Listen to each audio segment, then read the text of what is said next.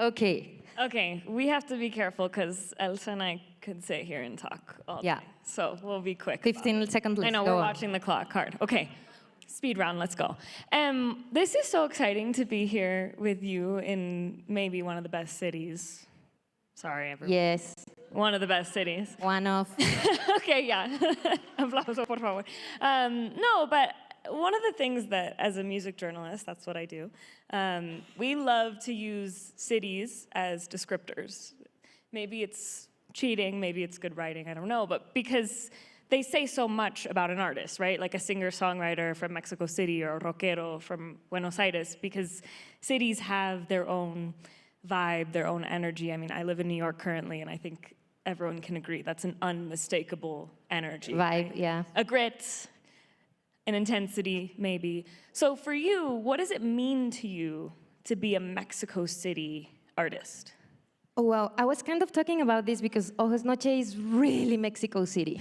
I just think cities just have an energy. And if you let yourself go to the city, you know, and let yourself enjoy the city and get to like the real energy of the city, it just gets into you, you know, and not only like musically the genres, but like the aesthetics, you know. I've been so inspired by Mexican fashion, but the real deal, you know, the fashions that happening in the streets, you know, in the markets. What I love tianguis shopping. I love it. Like my clothes are almost all of them from the tianguis because really like Gucci and tianguis.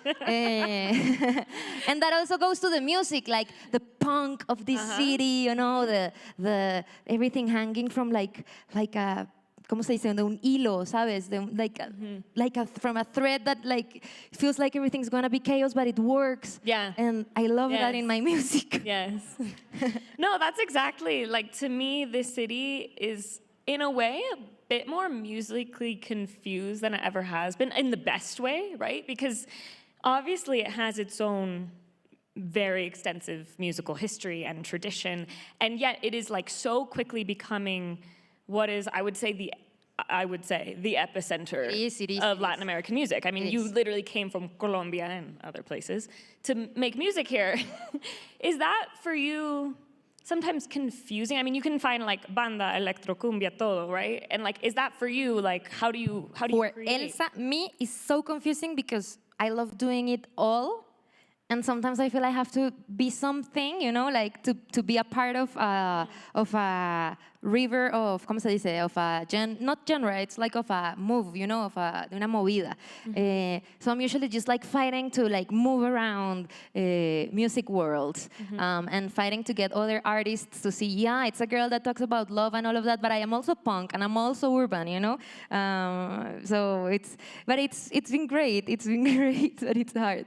I love that you say that because I hear that all over your music, and you talk. Yeah, bueno, obviously, we all love your music, right? Okay, great, lots of fans. You talk a lot about freedom and loving freedom and seeing that as, I think you said something like you see it as being able to act in the way that you think and feel. And I was on stage with Silvana Estrada like 2 weeks ago. And, oh, yeah, I know. Yeah. In Nashville, of all places. Weird, I know. And she was saying that she loves freedom, too. It's one of her most favorite things because she feels like it's the realization that she can, like, her roots are so deep and she can create with every single sound possible. And those two things almost feel at odds with each other, to me. Like, the idea that you would create music authentically and also create music from everywhere. I mean, does that feel weird for you sometimes? No, it's not weird. It's natural. It's like, why wouldn't I get inspired from everywhere, you know? If this is very like Pachamama, but like I'm the channel, you know? If I'm the channel, then it's going to be permeated. Is that a word? Yeah. A fancy one. I wouldn't use it, but yeah, it exists. Yeah. It's going to be permeated by my experience, my history, my thoughts, my emotions. So why can't I just grab from everywhere, you know? And I've been fighting for this for years because I've been making music for 10 years. And I remember that in the beginning, like the blogs and all that, they were like, she does folk. And I would get so angry. And I'm like, it's not that. You're not seeing it.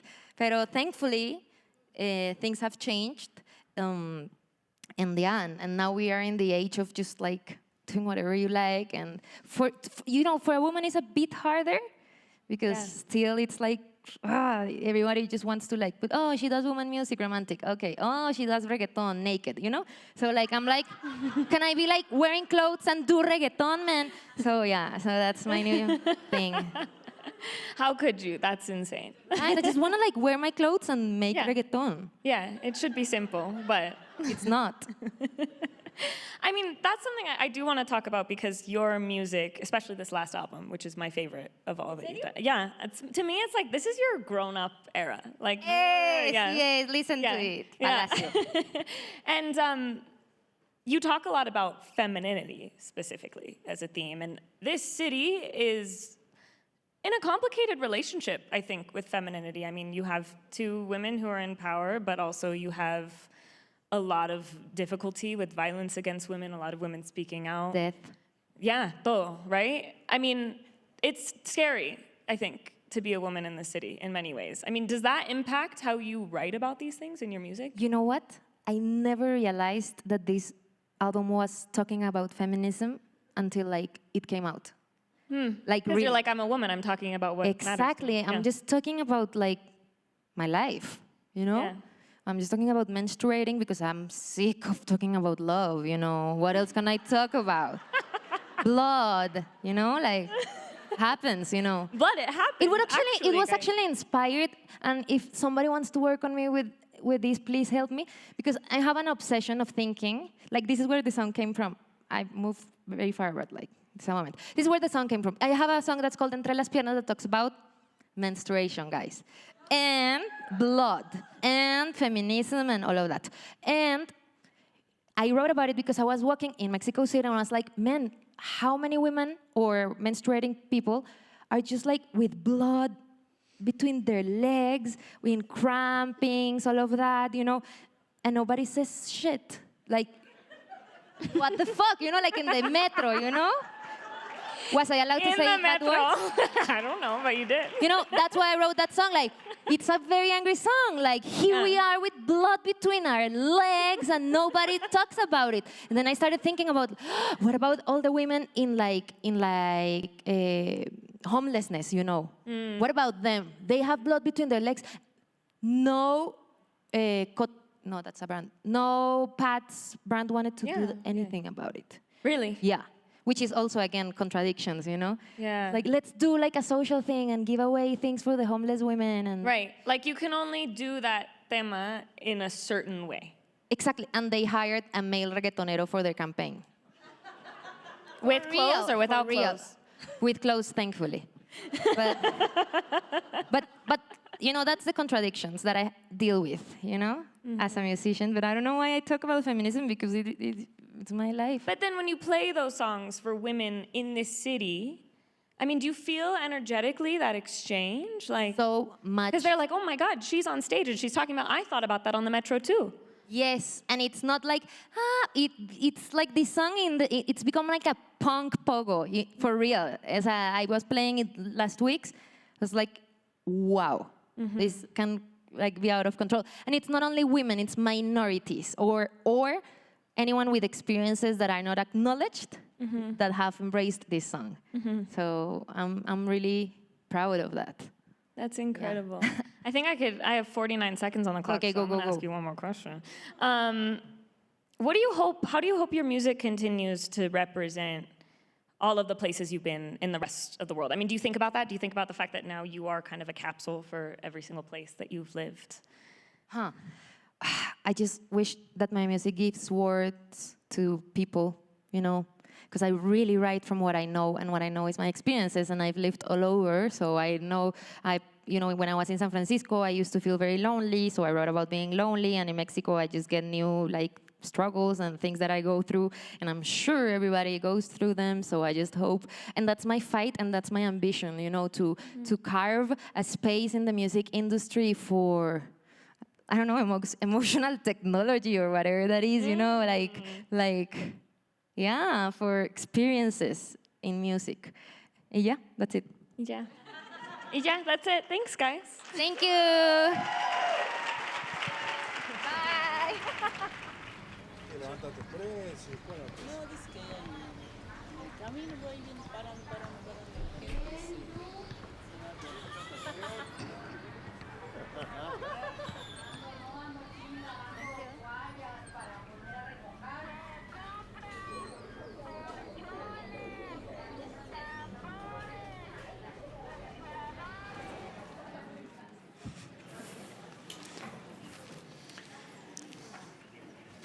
Hello, welcome. Thank you all for joining us today. One of the things I love about this conference and my job is I get to talk to people who are building the literal future of our cities.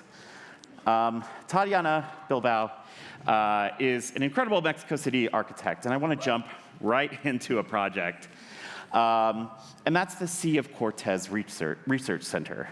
This is an aquarium, and when you think about an aquarium, if you're like me, you imagine kind of curving glass walls and undulating lines and maybe some kind of biophilia, but Tatiana's design is almost like a brutalist relic, like a ruin.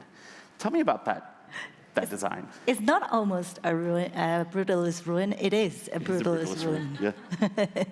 Yeah, well, we needed to understand how to create a space that would become kind of the identitarian building for the people of Mazatlan that links the social environment with the living environment with the ecosystem in this city. Mm-hmm. As you might know or not, maybe, Mazatlan is a coast city on the state of Sinaloa, which is kind of the door to the Sea of Cortez. And the Sea of Cortez is one of the most biodiverse, important areas of the world. Is really a very interesting spot. Its diversity has attracted a lot of attention, but it's kind of not integrated in the life and social life of Mazatlan.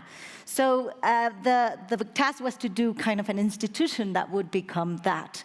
And then our question was, okay, so what is a building that allows these kind of ecosystem to thrive, that it's really connecting everybody on it? First of all, we thought that it needed to be a building that was inhabited by this life. So we imagine a story of in 2289 about us founding this ruin that was taken by every living organism in the area, because the sea rose in 2100, then the sea receded, and then life took over. Wow. And we were just kind of agents of opening paths for that to be discovered. I mean, the building was built in 2023. Let's wait what happens in 2289. I'll be there. I hope you too. Yeah, maybe we can meet there for the next conference. Exactly. That would be fantastic. I wanted to talk about the context of your work, your life in your work. Your family came to Mexico City from Spain, refugees from the Spanish Civil War. Your grandfather, Thomas Bilbao, was an architect himself and a Basque political leader. How has that immigrant story framed your work as a designer in Mexico City? It has completely framed my life, so therefore the work I do, because that's how you do it. And I think that I grew up with, obviously, his political ideas. That's the reason why I was born, because they came to Mexico, then my father made my mom, and that's why I exist. So it's a very important foundational part of my history. But not only that, I mean, he really fought for, he was an architect, but then became a vice mayor of the city, and then became a minister of the government, a minister without license of the government of La República. And he really was kind of always trying to extend his ideas of the social good towards kind of his constituents, his city, and therefore it was very hard for him to live that back and arrive here. I grew up learning from his experience on how to understand the necessity, the intrinsic necessity that we humans have of being connected to the other. No? We need the other to exist. We are interconnected species, and therefore the social connectivity is one of our basic needs in life. No? So he kind of really surrendered his work on working for that. Within the private and public space, he worked in social housing. He worked as the architect of the city in very big plans for the city, and that's definitely the inheritance and the legacy which I was born with. It's a truly direct legacy in your work, as you also design social housing today. And viewers have seen some of those projects kind of circulating. I want to ask you about your interactions with actual residents and how that's informed your design process. What have Mexico City residents or other residents of social housing told you, what they liked, what they disliked, that has affected your design? I mean, I came out of school really understanding that architecture provides a primary form of care for the body. For me, architecture means that. It really relies on the understanding that this is a basic necessity, but it's not only to be shelter, it's also, I mean, we have demonstrated that caves were not enough, that we need places that inspire our lives. And I use inspiration as a much broader word, not just like, oh, I'm inspired, no? It's more how the body can be nurtured to grow and to thrive within these structures, no? So for me, that's where architecture is. So I have really dedicated my life to understand what are the basic spaces where we stand and are to do that. And in the beginning of my career, I dedicated many hours to think on specifically of the house. And much further afterwards, I understood that we live 24 hours, 365 days a week. So we live. Domestic space is our space, no? So this classification of the division of housing and work, for me, has become a little bit difficult to understand. House is the far most important place of work because reproductive labor, which is a job, happens there. And so, on the other hand, I understood very early that how you design the bed, you are impacting the city. If we think that cities are built 70% on those spaces that we call houses today, then of course every decision on those walls are shaping the city that we live in. So for me, really kind of the understanding goes from to design how to accommodate or hold that body on that bed for sleeping, or even kind of understanding what is the city to design that bed. You're now designing housing projects in Los Angeles, in Boyle Heights, an area that has sensitive views and concerns about gentrification. So how do you, as a Mexico City architect, work within that context in East LA? Yeah, and you asked the question about people before. I mean, we don't design spaces regarding to functions or geometries or materials. Those are tools. We design spaces for bodies, for people, for histories, for stories that would happen there, for histories that have shaped them, and for stories that will continue to emerge. So we do a lot of understanding on conversations that could promote these possibilities of people designing their own spaces. But it's not always possible. In Boyle Heights, we have a communication channel, but not always. No? Not always the architect is able to really speak with the users or the final users. And also on top of that, I mean, the final users might be the first users, but that's not meaning that they will be the only users. Right. So we have been really trying to design architecture that becomes a platform for anybody to design their own form of living. That's the question we ask in every project. We we don't have answers. Every project tries to answer that question. And in Boyle Heights, we're really kind of being very sensitive to each of the inhabitants. I mean, this is a very unique, niched project, but that really kind of is telling us a lot of cues on how we could densify, intensify, and hold the populations that exist in current neighborhoods. One thing in our conversations, whenever I've mentioned or asked you about a housing prototype, you've said that instead you think of it as a housing strategy. Can you talk briefly about that difference? Absolutely. I mean, there's really an urgency of eliminating prototypes. We don't, nobody of us, we 8 billion people in this planet, none one of us is alike to us. So we are all completely different. We all have different needs. We do all have to sleep. We do all have to eat. We do all have to bathe, but we don't do it at any point in the same way at all. We don't need the same appliances to do those things. We don't need the same spaces, because those depend on our intrinsic nature, physically, but also culturally, politically, historically, economically, and many, many other things. So for me, to reach affordability, we must understand that we are all different. Thank you. Thank you.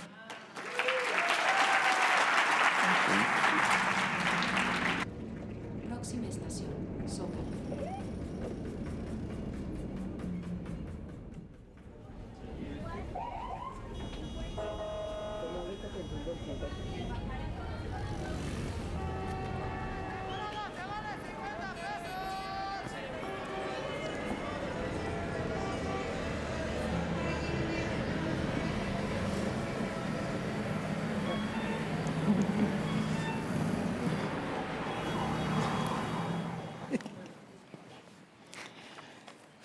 Welcome. Great intro. Very much looking forward to this conversation about city networks, their role in addressing pressing challenges in cities, how they have evolved and developed over time as an increasingly critical entity, especially during times of gridlock and dysfunction at the national and state level, how they may exercise even more influence on the international stage. Alliances, interconnectedness, and mayoral leadership have been a bit of a theme today. So we'll start with the mayors. To bring this to life, mayors, can you share an example of a specific problem or challenge in your city that being part of a city network is helping you address? And if I may start with Mayor Namayanja. Thank you very much. I have a saying, an old adage, that no man is an island. This applies to cities as well.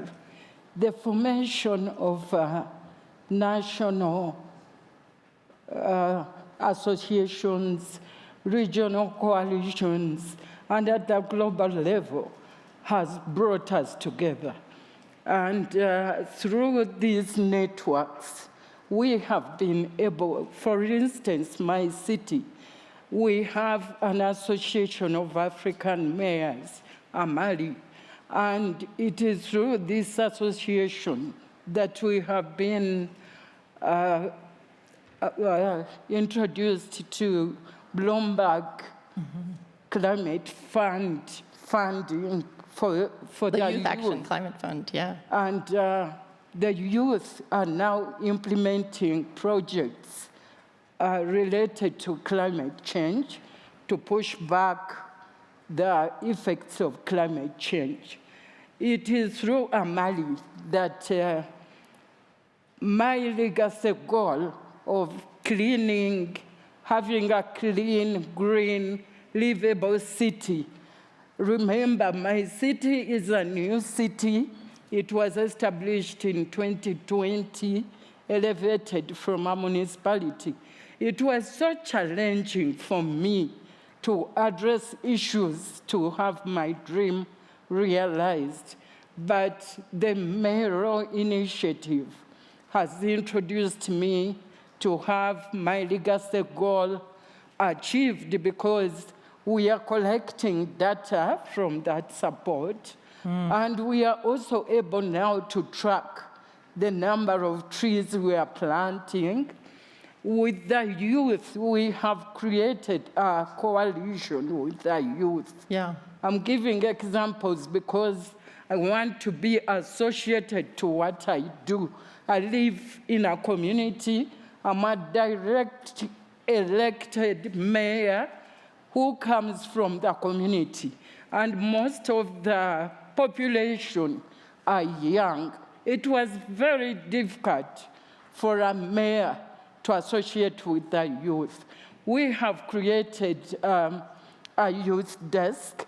They now come freely and interact with me. They implement programs. We are also members of the Strong Cities Network, which is addressing issues of hate, extremism, and polarization. You know, the youth are very vulnerable to being used, but when they come closer to leaders, it becomes easy. So networking is so important. I wouldn't be here if it wasn't for James Anderson, if I may single out, Jerry Bruno, and Tiffany, because this is the link and the power of networking. Yeah. I feel so excited that I can speak at such a gathering of mayors, far from Africa, from Uganda, a least known city. Now my city is at the international scene. I'm so grateful. Yeah. Thank you, Mayor. So it's kind of like a several different networks coming together in this beautiful way that you described. Mayor Holt? You asked about, what are some of our favorite examples of those networks assisting our work in our communities. So in the United States, we have, 2 city networks that are membership organizations, Conference of Mayors and National League of Cities, and then we have organizations like Bloomberg and others that are maybe not membership, but also bring together mayors. They all kind of overlap. They all kind of work together. I think they often, for a mayor, serve at least 3 purposes. One is obviously the exchange of best practices. 2, maybe my favorite thing, has always been the collegiality and sort of the emotional support of it. And the third thing is speaking with one voice to, in the case I'm describing, our national government. And so I have no better example of that than the bipartisan infrastructure law. The Conference of Mayors, where I'll be president next year, National League of Cities, where I've served on the board of directors, Bloomberg, everybody was pulling on the same rope, and mayors made so much of an impact in the advocacy around that in 2021. I mean, so much so that, I was like name-checked by U.S. senators in their floor debate, because they were showing how bipartisan the support for this initiative was across the country. Even if it wasn't always bipartisan in Congress, it truly was around the nation, but only by standing together as mayors were we able to demonstrate that. And we were on the front row on the South Lawn when that bill was signed. So I think that these networks serve a lot of different purposes, but obviously we hope and expect to benefit from the bipartisan infrastructure law in the years to come in Oklahoma City, as do many other American cities, and it just wouldn't have happened without city networks, at least in the United States. Yeah, no, totally. And cities. Yeah, sure. City networks sort of elevating shared challenges. If I may turn to you, Carol, you lead a major city network, the Federation of Canadian Municipalities, which represents over 2,000 Canadian cities of all sizes. How are you ensuring that innovative solutions developed by one city can be replicated and adapted to the unique sort of local context by others? Yeah, thanks, Bilboa, and thanks to the mayors. It's great to be here with all of you today. And I'm going to answer your question by focusing on really the ability of city networks to do that really uniquely. And I'll use us as an example. So you've stated it well, the Federation of Canadian Municipalities. We have over 2,100 members from coast to coast to coast across the country, all the way from our biggest city of Toronto to our smaller towns, northern, rural, and remote regions as well. And that gives us, a real superpower, I would say, an ability, one, to influence the national discourse in an unparalleled way because of the collective influence of our membership. It gives us a really deep understanding of the very diverse needs, priorities, capacity levels of local governments across the country. And what I would say sets our network apart is that we also are delivering major transformative programs, including capacity building work. And so I'll give you an example of one of the ways we do it, and one of the ways we are most proud of how we do it, which is our Green Municipal Fund. And so this is a federal endowment to our organization focused on sustainability, on driving to net zero, on climate initiatives. We've been able to grow it recently to about $2.4 billion. When we use that to marry two things, we deliver funding and financing to local governments across the country to do front-edge sustainability work, climate work, resilience work, and we marry that with capacity building work. And so we bring technical expertise, and we really leave sort of a legacy impact in that city and scale that across the country. And so through that kind of a mechanism, by way of example, in our time with the Green Municipal Fund, we've been able to deliver over 2,300 sustainability projects across the country, over 1,500 aligned initiatives, and we're coming up to close to 200 capital projects across the country. And so a very significant impact. And I think what enables us to do that as effectively as we can is that we're a network with a deep engagement and understanding of the diverse needs of our membership. Thank you. That's amazing. Sort of on this theme of the diverse needs of your membership and Mayor Namayanja's point about the value of city networks for cities small and new, I'd love to know, how are you ensuring that all cities, regardless of size or resources, can benefit from your network? Yeah, thanks. Well, that's a great question, and I think this is one of the highest value propositions of a city network, and I think it applies both to the big cities and to the small town examples as well. And so I'll give you, again, using our organization as example, the big cities benefit because we bring capacity to scale. We help them connect with one another and steal each other's best ideas. We bring them together. They're the tip of our spear for our advocacy work, and so their influence is collectively higher as we go forward. With the smaller towns, we really enable them to punch well above their weight, and we do that across the spectrum from advocacy to programming. And so from a programs perspective, we bring the technical expertise and that kind of capacity that with limited administration sizes across the country, they would not otherwise have. Yeah. And then they're connected in, as the mayor has said, to a network of peers, which helps in all kinds of ways, but also brings a collective strength on the advocacy agenda. You know, I was talking to recently the mayor of Cornwall. Her name is Bernadette Clement. She's become a senator since her time as mayor, and she was saying to me that in the course of the pandemic, that she felt alone and was wondering, oh my gosh, like how on earth am I going to deal with this challenge? This is Cornwall. For those of you who don't know, Cornwall, Ontario, small, mid-sized town, and she said it felt like reaching out to your network was having this like incredible network of smart friends that I could tap and who'd help me figure this out as we went forward. And I just think that's one of the best definitions of city networks that I've heard. Yeah, no, that's great. It goes to the your earlier point of just the fellowship. Quickly, and just would love any recent trends or developments that you're seeing from where you sit as a leader of a city network.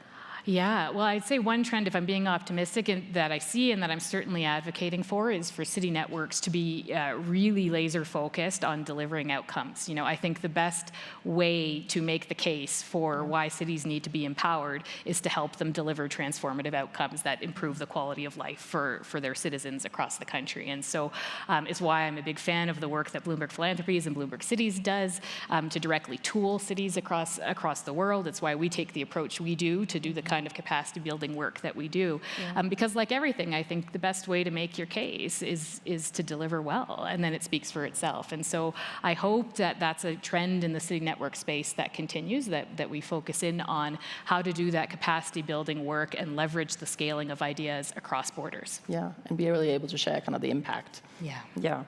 Finally, Mez, I would love for you to reflect on strategies that city networks of the future might deploy to be more effective and have more influence. And Mayor Namayanja, I'd love to start with you.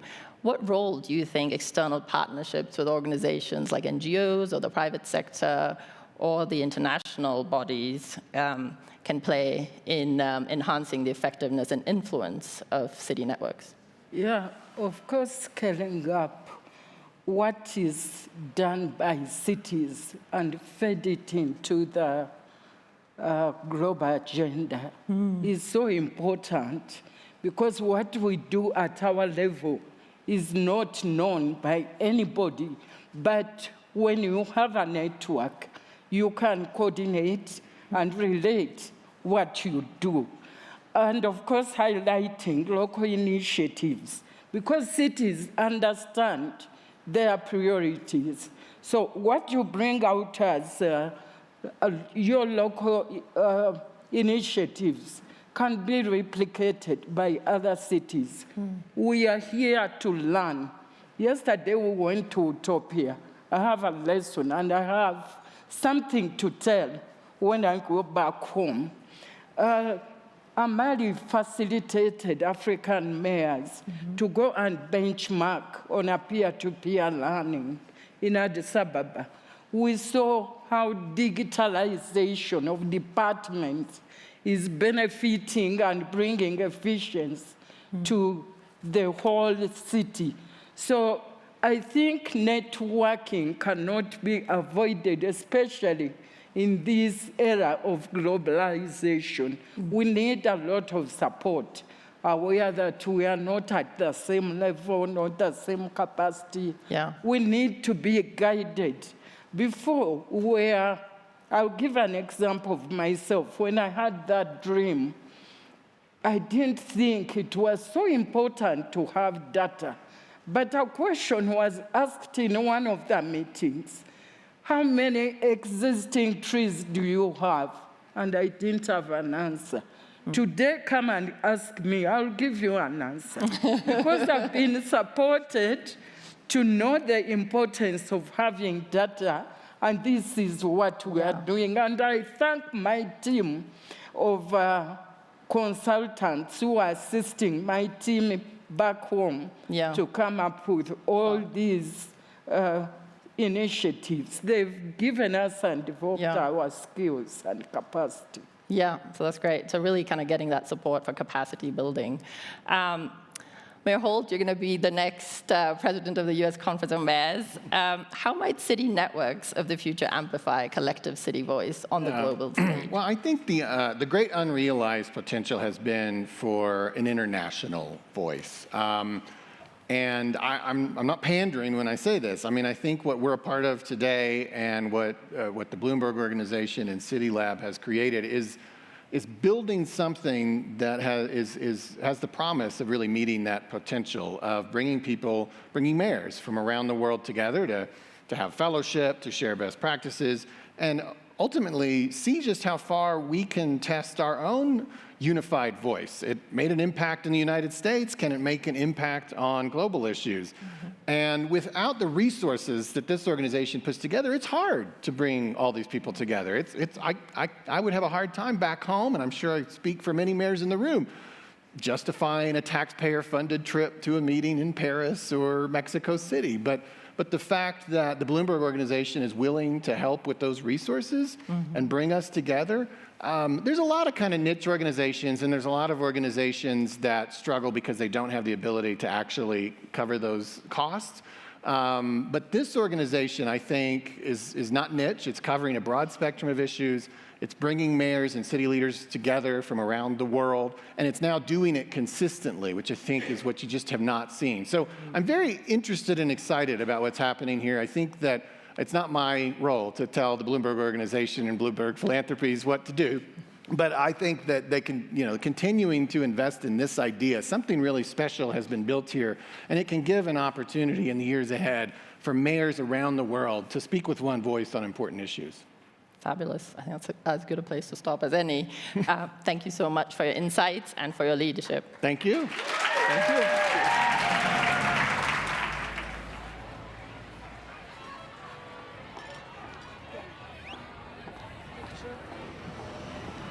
Go? Okay.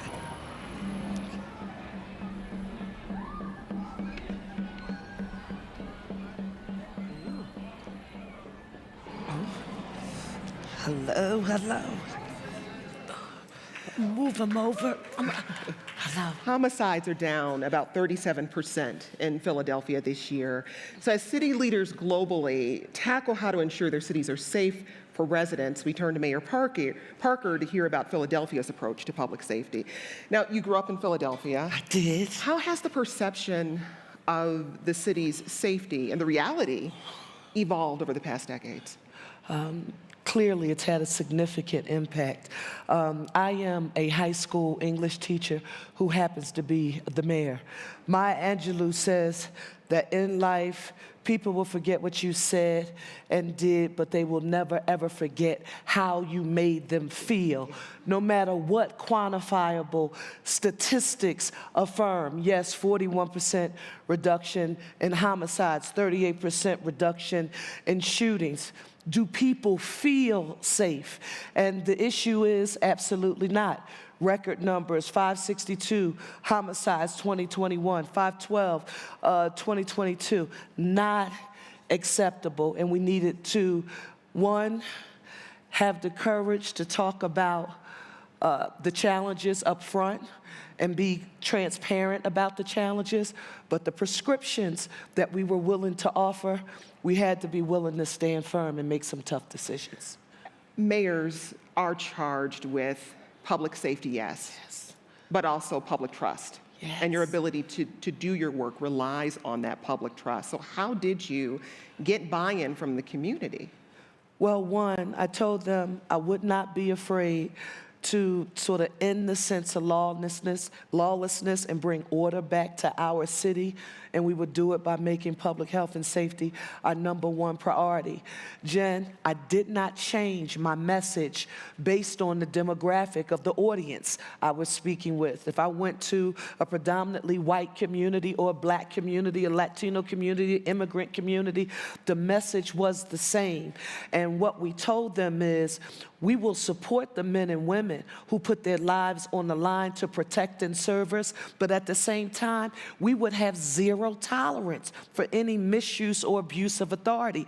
And I refuse to allow anyone to put me in a box. You'll remember we went through civil unrest, defund the police movement. It had gained a lot of steam, but it was antithetical to everything that I was hearing in my neighborhood.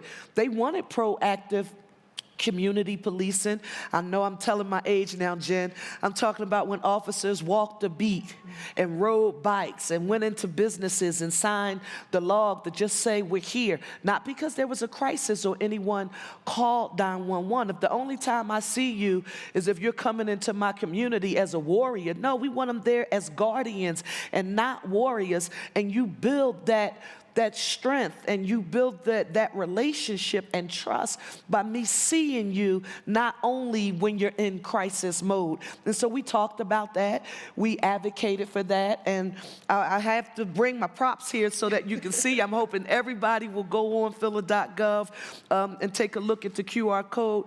Jen, this was the Neighborhood Safety and Community Policing Plan that I introduced before I became mayor.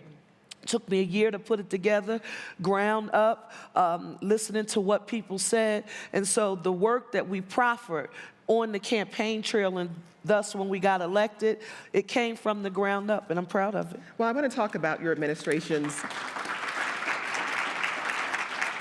prevention, intervention, and enforcement approach, or PI. And this is the approach you're taking to reducing violence in Philadelphia. What are the key components of this program? So thank you for that. The PI, think about the PI, the prevention, intervention, and enforcement. First, the prevention. Go upstream. Figure out, meet me where I am. What do I do to give you access to economic opportunity? What can I do to put you on a path to self-sufficiency? What do I do? Think about this whole concept of gangs. When people join a gang or any kind of organization, they are doing it because they want to be connected to something. They want to feel a sense of belonging, be a part of a village. Well, it's up to us to make sure that we are connecting you to that. So one, we made a record $30 million investment in community-based grassroots organizations that are on the ground in neighborhoods doing the work. They are our trusted messengers. So that's them. I'm a product of the Little League. People don't think of Little Leagues. I was a cheerleader and I ran track. That's violence prevention for us. And then for me, proactive, extended day and extended year funding programs in our schools. CCME, Jen, City College for Municipal Employment. I'm not sure about other mayors, but we had a problem or have a problem that John Lewis would call good trouble. It's a good problem. People haven't been as interested in becoming municipal workers like they were in the past. In my mind, how do you make that attractive? Connect people to the opportunity, school district, community college of Philadelphia. So giving people access to those tools. Intervention, hey, we can tell if you're on the track to getting into some kind of activity that we don't want you in. Now we have to make sure we connect you directly to a counselor. We're communicating with your family. We're bringing resources to you, and we are being very intentional about that. And the last part is enforcement, and we get that. Allowing law enforcement to do their jobs, but we won't police our way alone. I've got the best police commissioner in the nation, Kevin Bethel, public safety director, Adam Gear. All of them will tell you, or both of them, that policing alone is not the answer. Comprehensive approach, and there's no one single silver bullet sort of solution to it. If someone tells you, if you just do this one thing, you know, it'll all go away, they don't know how complex and layered this issue of violence and safety is. What I'm hearing is this, you drawing from your experience as a Philadelphian, Yes. As a teacher, as someone who worked with city council, Yes. and now as the city's first female mayor.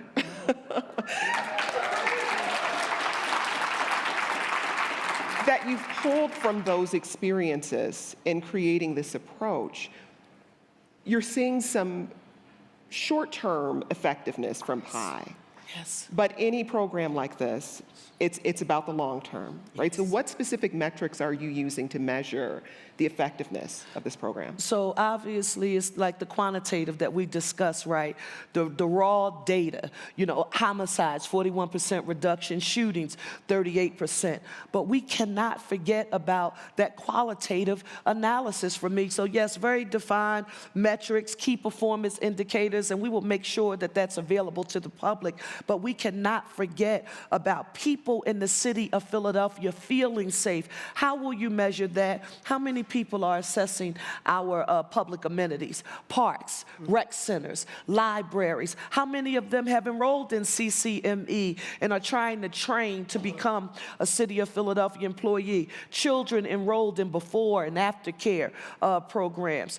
All of that will tell us whether or not the proactive approach, how many of those grassroots community-based organizations actually are growing in the ranks because more families want to get engaged, and are we going directly to the people? So we will measure that by the work and by whether or not we see more people walking on the streets. That's important. That is a deterrent. You know, the lighting, the street lighting that we have, we're using technology with cameras. We're also using drones, and this collaborative legislative branch, executive branch, but all working together to do it. I want to tap into your experience as a teacher for a moment. Yes. Because as a mayor, Yes. it's not just about Philadelphia right now. It's about making the city a place where young people want to build lives, where they want to stay, where they see a future for themselves. How much of this project is focused specifically on the young people who are susceptible to getting involved, as you said, in gangs or violence, but also in keeping them connected to the city in a way that makes them want to stay? That's it. I love it. Thank you for that question. Prevention, intervention, and enforcement, but the overall vision that I communicated to the city is that if they gave me a chance to lead, I would work to make our city safer, cleaner, and greener with access to economic opportunity for all. 5 pillars that we would use, obviously public safety, but then clean and green. We had to change a culture in the city of Philadelphia. How do we do that?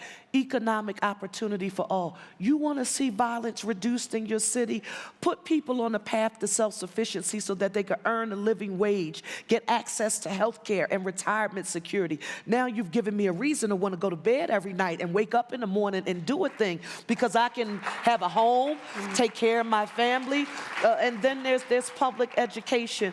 And for me, I'm a teacher. I'm a product of humble beginnings, raised by my grandparents. Mother was a single teenage mother. I'm a first-generation college graduate, first-generation Ivy League graduate, first-generation Bloomberg, Harvard, new mayor's cohort. Right? BHA, wherever you are, we love you.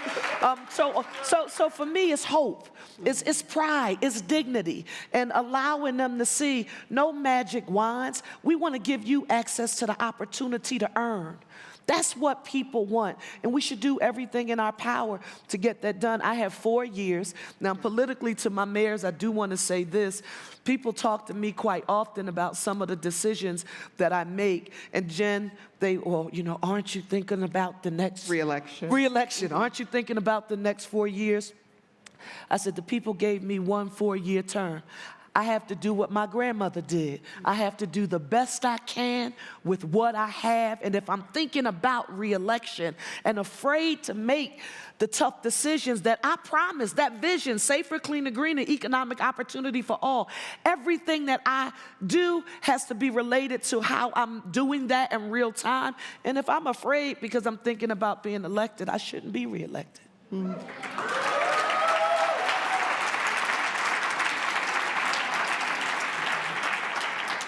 Considering the fact that you have dedicated pretty much your entire professional life to the city of Philadelphia, what is it about this city? You're just trying to make me tear up. Dynamic city, 6th largest city in the nation, birthplace of democracy, hub for intellectualism and innovation, but there's a certain amount of grittiness, the heart, the resilience that comes from the people of the city of Philadelphia. It's like this can-do spirit, the stick-to-itiveness. We will overcome, no matter how, challenging the issues are before us. So, and because my city has given so much to me, and, the people who have deposited into my life, they look like the United Nations. So Philadelphia, for me, I think about we will not allow race, class, socioeconomic status, zip code, sexual orientation or identity or religion, all of those tools that people use, those defining factors to divide us, that's our strength. And so every time, if you ever see me in a picture of mayors and you see me and everybody has this one finger up, it is not a nefarious gang sign or anything like that. This is my symbol for one Philly, a united city. And that's what I'm attempting to do, to unify our city and our people, because together we're greater. But you have to work hard to do it. And I have to give you this. This is my new mayor's cohort. This is the 100-day action plan. They inspired me to get this done. And this is the public safety plan that came from my police commissioner, Kevin Bethel. Be our authentic selves. Jen, don't be afraid to tell the truth. Even when the stats aren't good, even if there's some people who are not going to like your decision making, stand up and be your authentic self, and you will be surprised how many people will say, oh, what a breath of fresh air. This is not somebody putting on an act or a face or a mask. They want to know that you're committed, and they want to see it in your work. Everything that they can see, touch, and feel, not a speech. Put their tax dollars at work in their neighborhoods in a tangible way, and you will see people motivated, inspired, and engaged like you've never seen them before. Mayor Sherelle Parker. Jen, thank you. Thank you, Jen.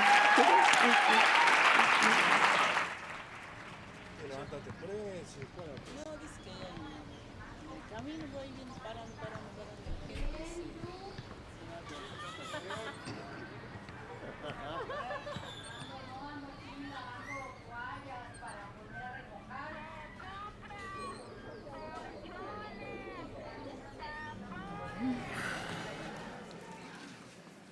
Hi, thank you all for being here, and thank you, you three, for being here as well. You all live in and lead cities that have found innovative ways to use city-owned land and city-led development to make housing more affordable for residents. I know that's something a lot of people in this room care a lot about, are curious about. So when you think about your city's housing strategy overall, I'm hoping to learn what role public housing plays and how significant it really is. So let's start with you, Michael. Today, more than 80% of Singapore's residents live in publicly owned housing. That's a pretty staggering statistic, but it didn't happen overnight. Many of these apartments were constructed in the 1960s through the mid-1980s. What was the political climate that led Singapore to build all this public housing? And from a resident's perspective, how did it transform the skyline and the experience of living in Singapore? Thanks, Sarah. I'm going to give you a quick snapshot of Singapore history. Post-independence in 1965, we had the immediate need to house a big squatter or informal settlement population. And with that in mind, we compensated the squatters for their personal assets, and they were able to use the employment fund to actually purchase units. Employment fund being a fund whereby the employee and the employer contributes towards. The government recycled land for new towns, for example, converting cemetery land, which is land extensive to Columbarians, freeing it up. But the key to this is the long-term vision of home ownership. We want every Singaporean to have a stake in Singapore, and this is why we place a high emphasis on home ownership for a public housing model. Added to this, we also have a kind of a gentle nudge or encouragement for families. So you will only get your key to the new apartment when you get married. So this is another national policy. Financing of it, mostly from the government, but recently the Housing Authority has also issued government bonds to raise capital. I'd like to underscore the emphasis of government will, competent agencies to implement, and strategic planning process to ensure there's enough land for public housing. You can see from the pictures there how we started, the early pictures of public housing on the left, and then it goes through to 2000s. And the 2000 model is an interesting one because we were pushing the agenda. We were gradually moving people up from 4 to 10 to 20 to 25 stories. And in the third slide on the right, we see that we're pushing the agenda to a 50-story public housing block, together with skyrise greenery and skyways in between. And this really showed that we were able to provide quality housing in a high-density environment, which is very crucial to us, because we have to recognize that density is paramount. We are an island city-state. Our population is around 6 million. We are only about 730 square kilometers. So we live with density. The issue is, how do we make density livable and sustainable? And of course, cater to wellness and the health of our population. And you've really been able to push that density through this government-led building. Mayor Vartiainen, Helsinki owns 70% of the city's land. Most of the public housing Helsinki creates every year is built on that city-owned land. Where I'm from in the US, the idea of a local government being in this position is sort of inconceivable. Can you just explain why Helsinki owns so much of the local land and how the city's level of control over the development process really allows the city to prioritize affordability in these building plans? Well, it's a long historical story, but still, you might reflect that urbanization is fairly new in Finland, and Finland has been very egalitarian. So this thing of growing cities becoming very valuable, it's a sort of newish. And when the cities started growing in the 19th century, 20th century, then land around them was not very valuable. It was easy for cities to acquire it. It was an agrarian country. These were not the best pagerlands, so to say. So as recently as about 120 years ago, a big island that's now a core residential area, that was sold by a private person at a quite moderate price to the Helsinki city. And that is not quite what you have seen in Manhattan, so to say. Yeah. Absolutely. Well, can you tell us about this one development in Viikinmaki? It was developed by the city's own development company. What does this say about that strategy that you're using? Well, this is there are many instruments in our toolbox, but we have a city-owned company that develops and then rents out. with some means testing. And this is just a beautiful late example of what we have done. We try to promote the highest architectural standards with publicly subsidized housing as well as completely commercial housing, so that they do not look that different. And there is a slight subsidy. It's not a huge subsidy. There's a subsidy in the form of the state sponsoring the initial loans, and then there is a small subsidy in our rent for the land area. But these are temporary, 10 or 20 years. And this company, our HECA company, it should be non-profit, but it should not generate a deficit either. So they should more or less cover the costs. So the renters cover the costs? Yes. But there are these subsidies that I mentioned. Right. But the idea is that we don't want to have a permanent deficit for the company either. But it's not, we should not idealize. Our company was sort of caught with this, higher inflation and higher interest rates. When there was a long period of zero interest rates, it's very difficult for a publicly owned company to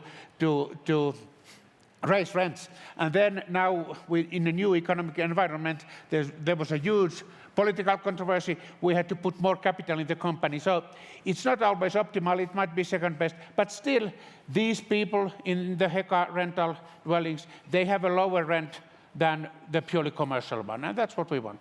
Absolutely. Well, Mayor Acosta, Soacha's investment in public housing has been a bit of a more recent phenomenon. 15 years ago, the city started developing a residential area called Ciudad Verde, which was built to include around 50,000 subsidized homes. Tell me about that city within your city. How did the project get off the ground and get funded? And how did government-owned affordable housing come to be such an important part of the plan? Sara, gracias a ti, por supuesto, a los compañeros de panel. Thank you. I'd like to thank my other members of the panel. I'd like to greet Bloomberg and all of us here for this opportunity. Soacha is the sixth city as population goes in Colombia. It's very close to Bogota, which is the capital city. This makes our city to be a dormitory city, where people sleep in Soacha, and then they study and work for medical services in Bogota. Bogota has very high levels of housing deficit. This made it so that the law in the year 2009 had to think of a very ambitious housing project with macro project regulation. And in the city of Soacha, we built 52,300 houses in what is known as a green city, and it has given the opportunity to live at low rents and affordable housing. And this has allowed for people to have a diversification of their work, of studying in the capital city. And what did the government do? Through a national resolution from the Ministry of Housing, what the city government did was to enable all the spaces that were easy to build because of the surrounding equipment. So Soacha now is one of the cities with the largest population and with the best organization in the field of building housing for people to live in. Wonderful. Well, now we have a bit more of a sense of the development strategy, the kind of funding structures that are necessary to really bring this subsidized housing off the ground. I'm really interested in some of the unique policy levers that you have to keep that housing affordable and keep it sustainable for residents and make it somewhere residents really want to live. Michael, one of the things that really sets Singapore's public housing apart is that residents own the title to their housing unit, while the government owns the land itself. Can you just explain how that ownership structure works and why it's so important? Right, thank you. Public housing in Singapore caters to both low-income to middle-income housing families. As Sarah's mentioned, 82% of our population is housed in public housing estates.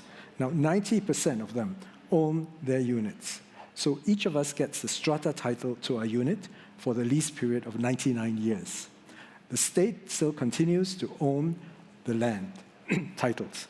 And this is where it does provide us with planning flexibility for future generations. And you can see from the slide, this is the planning system in Singapore, how we plan strategically to ensure there's enough land available for housing, commercial use, industrial use, but also to ensure that there is a method to look for rejuvenation of towns and also to prepare for the future. Now, the ownership of the land title within the state means that the onus of maintaining the state land actually falls on professional town councils to maintain the grounds of the township, upkeep the blocks, and of course shared amenities. This ensured that the estates remains well kept, well regarded as a good township. Now here's the icing.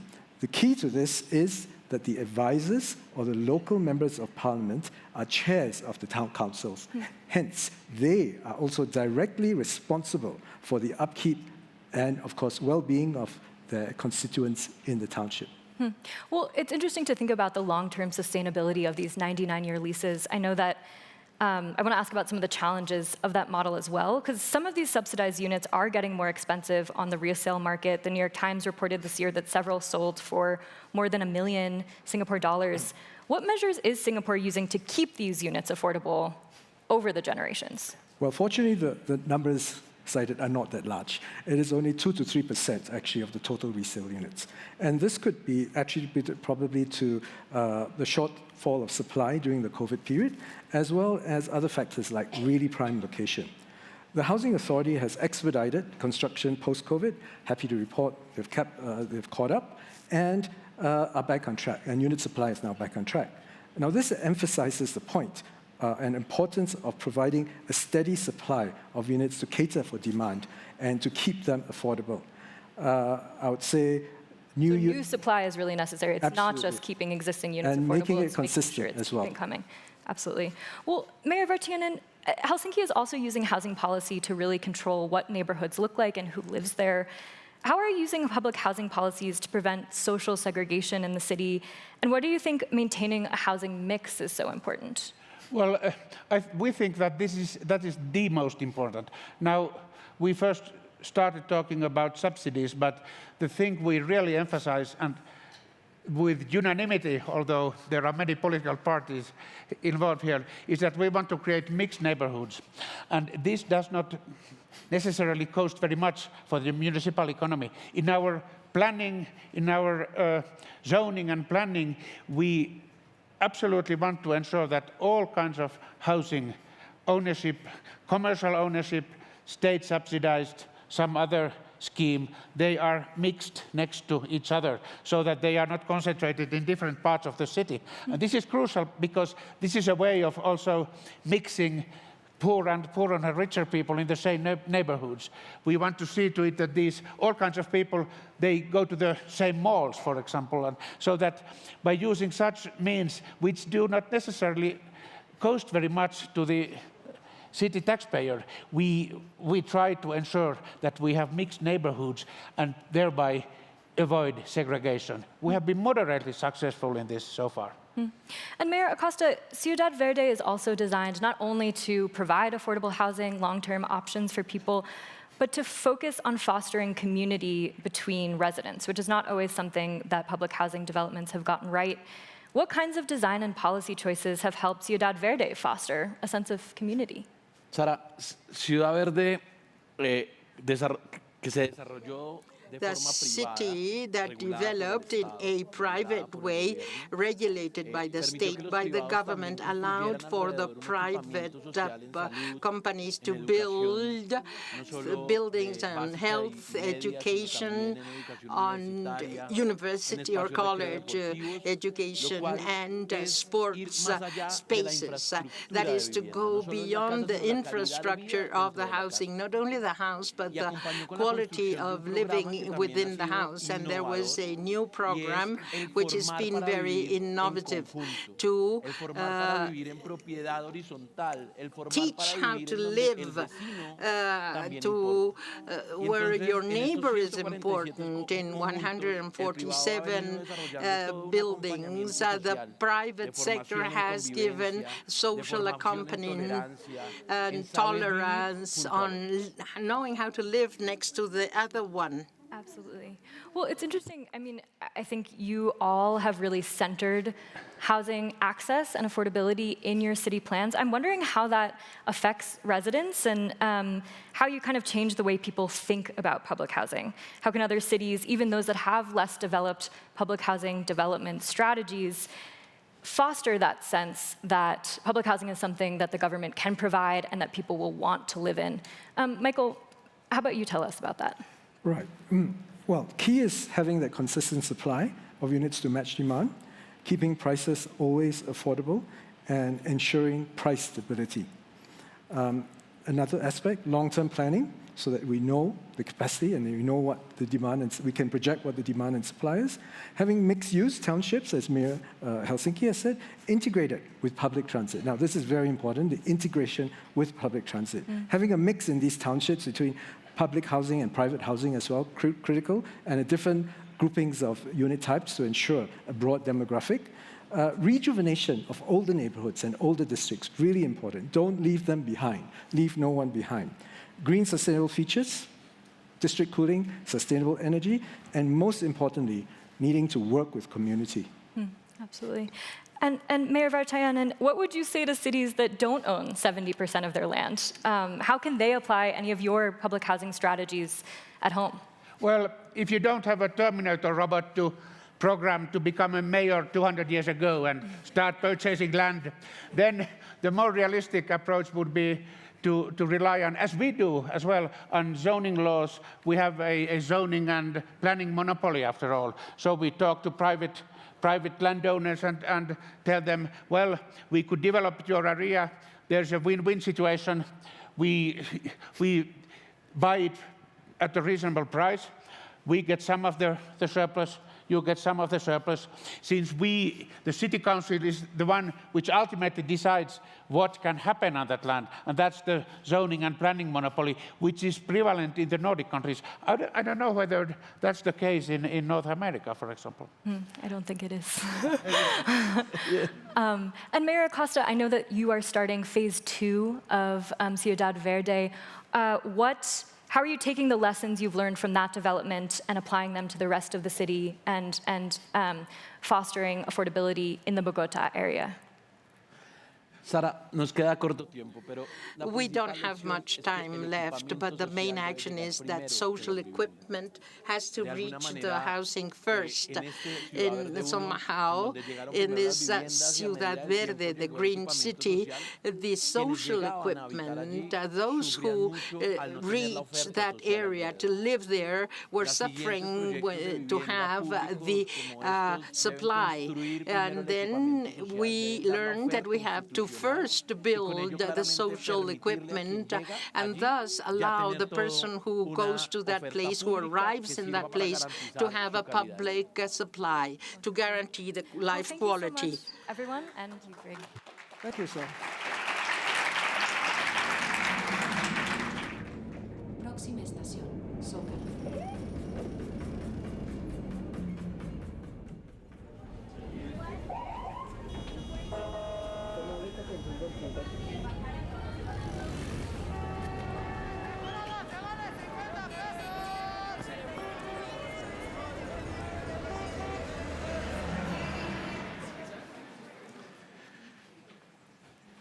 Well, thank you all for being here. I'm excited for this conversation with Governor Johnson, who leads the city of Nairobi. So let's dive right in. So in Nairobi, nearly a third of the population is between the ages of 18 and 35. The median age is 19. Yes. Just 9% of the population is over 50. No matter how you cut it, Nairobi is a young city. We're used to hearing about aging populations, Governor. So talk to us about the other side of things. What are some of the challenges and some of the opportunities in running such a young city? Thank you. Allow me to draw first quick context about Nairobi, where Nairobi is. Nairobi is in Kenya. For all of you who are human beings, you come from Kenya. The earliest fossils of humankind, Turkana boy, was actually found in Kenya, 1.3 million old fossil. And so from that great country, we win. And for those who went to the Olympics this last year, next Olympics, they're changing the name from marathon to chase the Kenyans, because that's what everybody gets to do. So the capital city of Kenya, a city that I lead, is Nairobi. Nairobi has a population of 5 million people and a median age of 19. So it's a very young population, and it comes with its challenges, but it gives it its vibe. So it's a bold city, it's a brave city, defiant. And so you have the challenges of the economics of making sure that we deal with unemployment.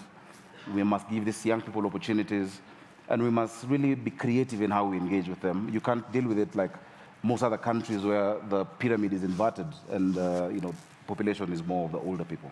So that's what Nairobi looks like. Also, it's the only capital in the world where you can look at animals in their natural, unspoiled habitat and have the skyline of the city at the background.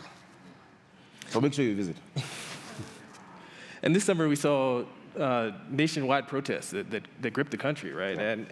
And they're over a proposed tax increase. And these youth-led protests led the national government to scrap that plan, at least for now. Yeah.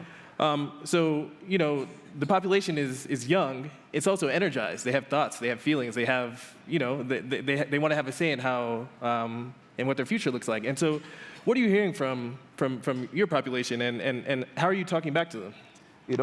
A few months ago, as you've said correctly, we had what we call the Gen Z protests that were happening every week, and that grew up. It built up into a huge crescendo, and the president had to actually do away with his cabinet. And many leaders were afraid of this movement. I was pretty much impressed, because for the first time, we're seeing young people who have decided to stop, just sitting back and watching their life pass them. They have woken up from the slumbers of apathy, in terms of voting, in terms of having a voice.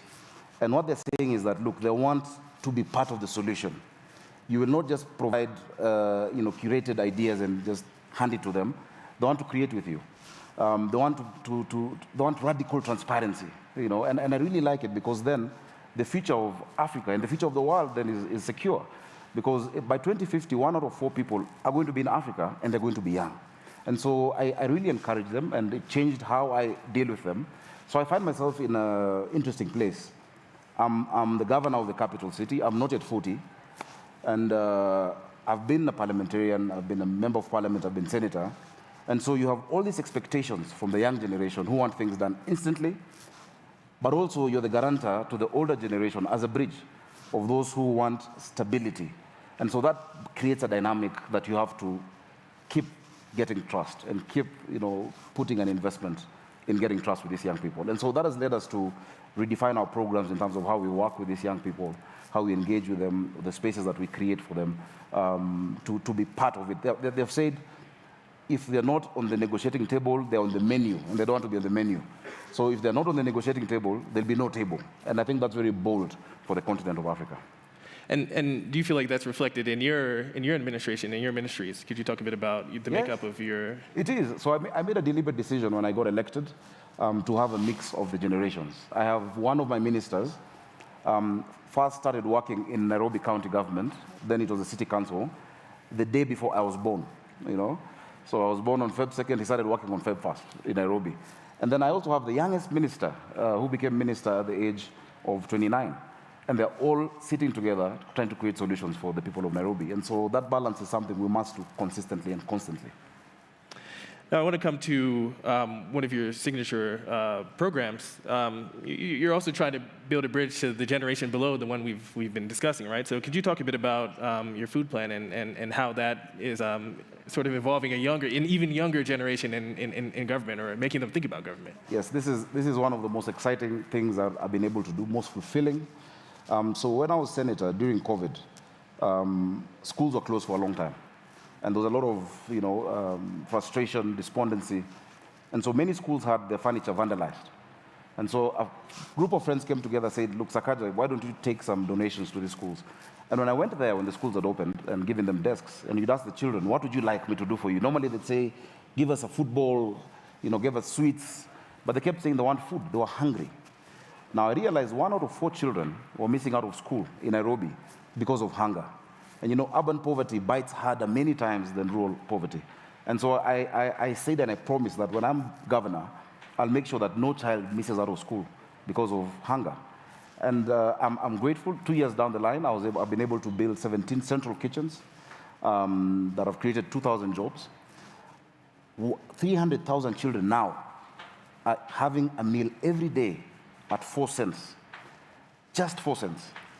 The enrollment has gone up by 34% in our schools, just by providing those meals. And for many of them, it's the only meal they get.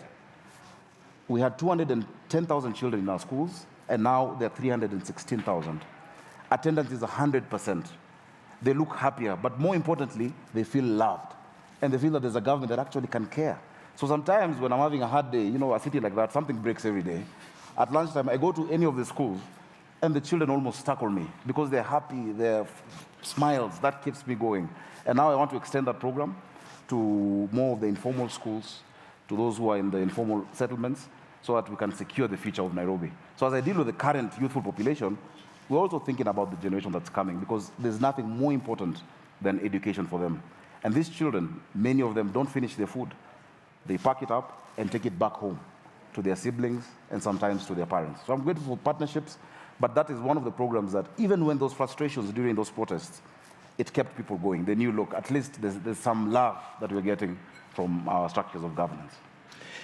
And could you talk a bit about how the government is paying for this program now and how you're looking at the future of this program as well? Yeah, so currently I'm paying for it. We're paying for it, the people of Nairobi, through our taxes. Mm-hmm. And so our council, our assembly appropriates some money for it.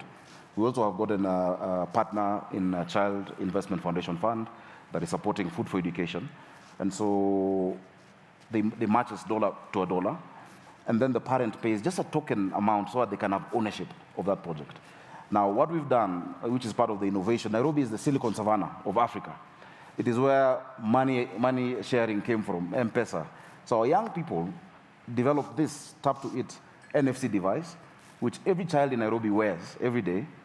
And through this device, you can load money for a child. You can adopt a child and feed them for a week or for a month. And the children wear it with so much pride, because we must dignify feeding these children. You don't want children in a school lunch line, and because the token has no money, they're being told to step aside. No child is let or told to step away from the line because they don't have money. And this is an innovation that came from our young people in Nairobi. And so that's the co-creation that we're trying to create with them. But look, guys, come. We have challenges with water. Yesterday, my engineer was talking about it. We have challenges in transit or in other areas, but let's create together. And I think that's the future of governments. And that's the unique place mayors and governors have, because we're direct one-on-one with the people, and we can take the ideas very quickly. We're nimbler than national governments. We can, and we can make mistakes. The world won't crash when we do, but we can then keep creating solutions that even national governments are now taking up. Our national government now is picking up this program and they want to roll it out across the country of Kenya. And the World Food Program actually asked me if they can use this model across Africa, and I hope that would be a possibility. I can see some of my colleagues from the continent here. And then we just talked about a big picture and big policy, right? Yeah. I was hoping briefly we could talk a bit about maybe a smaller tweak that you said you made early on in your tenure that made a big difference for some of the young people in the city. So sometimes I think mayors and local government leaders, governors like myself, we underestimate the change, simple decisions, the impact that they have. And so there used to be an old colonial rule in Nairobi that you can't take photos in the city center of either City Hall, my office, or some of the historic buildings. And one of the first decisions I made as an executive order was to repeal that. And I said, look, guys, if you want to take photos, come take photos. Now, if you come to Nairobi on a weekend, the streets, it looks like an outdoor studio. There are young people with their umbrellas and with their lights, and they're on Instagram, they're on TikTok, they're creating content and earning a living just because of that decision. So that makes me really happy. And it encourages me that, look, you can make impact just by listening to the people and not being rigid. And that's why I say, look, as we move along and as our populations get younger, we must question the structures of democracy. Remember, we have institutions of governance that were developed in the 19th century. You know, the judiciary, legislature, and executive, designed, you know, the Roman Empire, and we all adapted those with a few tweaks. They were designed to run on the information technology of the 15th century, which is the printing press, to deal with a very restless population of the 21st century and AI and social media and misinformation. And so unless we reimagine governance and we reimagine leadership, then we'll get all lost. And so that is why I love like what we had, the innovation lab, this CityLab, the innovation studio, that makes us always question, does something have to be done the same old way? Should I look at Nairobi in terms of how it has always been and just be part of the continuity, or should I challenge myself and look at Nairobi in terms of what it must be? For me, that is always my clarion call. And so there could be discouragement. Sometimes we falter. Sometimes it doesn't work. But every day, just get up there, wake up. Mayors are gladiators, You must have the heart. You must have the mind of a CEO, the heart of a social worker, the shrewdness of a snake, the innocence of a dove, and the grit of a politician to run a city. And that's what we have. Well, thank you so much, Governor. That's all the time we have. Thank you so much. Thank you.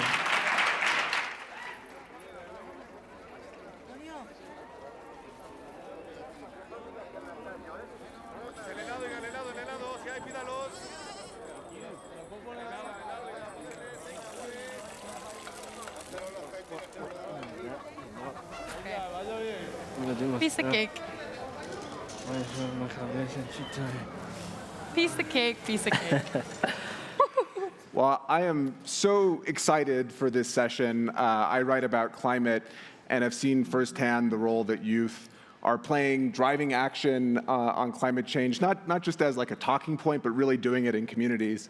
And we have three really exceptional young people who are doing that. They are all recipients of the Bloomberg Youth Climate Action Fund grants, and they humbly, in the green room, asked me to say that they are just three of many more. There are 100 cities with youth who have received these grants, and so they're just a representative of that group.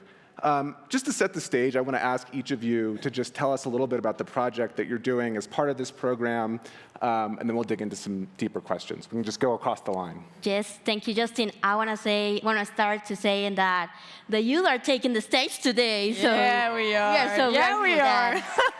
And I just want to say to all the majors and leaderships that are here that catch our energy today. Mm-hmm. I want to talk about my project a little bit. So, in more context, in Guatemala, 56% of the waste is organic, and then the 14% is sanitary waste, and the 13% is plastic. So most of the waste is organic, so we can make more things with that waste, like compost. And on the other hand, we have a governmental agreement that is 164/2021 that is going to enforce in February of 2025, like in 4 months. So the problem is that most of the people in the city in Guatemala didn't know how to sort their waste because we don't have the rule or the obligation to do it. So my challenge here is to explain all the families and educate the children and the parents how to sort the waste. So this is my project. My project is called Vecino Calidad 164-2021. And we're going to put like in pedazos y pedales that are closed streets where people can play and make different activities, and we put there my project, and then we're gonna educate the families and bring a kit that you're gonna have like two trash cans and bags. So we're gonna follow up all the families. Great. Yes. Thank you. Just before I start, I want to shout out the city of Kitchener, my family back home in Uganda, and to my incredible team in both countries that are helping us, and to thank Bloomberg for giving us this opportunity to speak about our work, our projects, but also to the different mayors that have imparted their wisdom and knowledge onto us. It's been great. I sit here as the founder of the Young Guy Initiative, which is a social enterprise I started that represents the needs, interests, and aspirations of young people. How do we do that? In 3 different ways. We started a nonprofit called the Young Guy Foundation in Uganda, helping kids stay in school by dedicating to the improved livelihood of children. But because it's a nonprofit, what I realized that in order to create revenue to sustain a nonprofit, we needed to start 2 other organizations that won the Youth Climate Action Fund, one of which was a podcast. So I started a podcast last year. We are entering our 3rd season. Essentially, the podcast is meant to have conversations by creating a socially connected world with different people that shape the world. And we've had a couple of conversations from people from across the world, and it's been great. That's one of the initiatives that has got funding, and what we're going to be doing is engaging in discussions and conversations with climate leaders at both the young level, but also those experienced experts in different fields and tapping into their knowledge and how it can advise us. The other one, which is a very fun organization, is called Young and Restless. Why it's called Young and Restless is because it's meant to represent the ambition that young people have and the passion that they have for different projects. So we will be running these 2 in Canada. We have a hackathon that will be running in November, basically on the 3 key Kitchener issues, which is adaptation, mitigation, and education, and really bringing together young people to come and hack on case studies that we are preparing to potentially get funding to grow their own initiatives, their own ideas. So us as young people empowering our fellow peers to grow and really grow the work that they're involved in. Thank you. Excellent. Maddie. Hi, this is so cool, first of all. And I have a mic and everything, and it's so exciting. Okay, so I go to Muhlenberg College. I'm a senior there. Moving to Boston post-grad, so if anyone's doing anything amazing there, let me know, and wants like an excited spirit. So I am spearheading a tree science and stewardship curriculum along with some amazing student leaders and staff and faculty at Muhlenberg College. We're bringing this curriculum to the 5th grade at a local elementary school. So we're focusing specifically on like tree anatomy, physiology, but also like how do trees impact our mind, our body, and our climate. We're using like the big words like climate change, greenhouse effect, global warming. We're actually like empowering these young kids and entrusting them with these big words and concepts to let them know, yeah, we're all a part of this solution. And in doing so, we're actually gonna finish the project, or this iteration of it, with a tree planting project. So the kids actually get to like get on their hands and knees, dig in the dirt, and like feel what it means to be a steward. So I'm super, super, super excited to be bringing that project to life alongside some amazing peers, like both on this stage and around the world, hundreds, thousands of people engaged and excited and restless. That's great. 3 very distinct, interesting projects engaging with youth and the broader community. I want to ask, I mean, here we're at CityLab. I think there's a sense that a lot of young people are disenchanted with elected officials, and with good reasons. Polling shows that that's the case. But of course, in all of your cases, you're working with the local government. You are collaborating. You're finding ways to partner. And so I guess I would just ask, how did you do that? How do you break through that generational divide and create that collaboration? This is a great question, Justin. Is how we collaborate with our majors and with the personnel that works in the municipality. In my opinion, I think that the truth of how we are achieving to co-create together is if the majors and or the public official and the citizens can work together.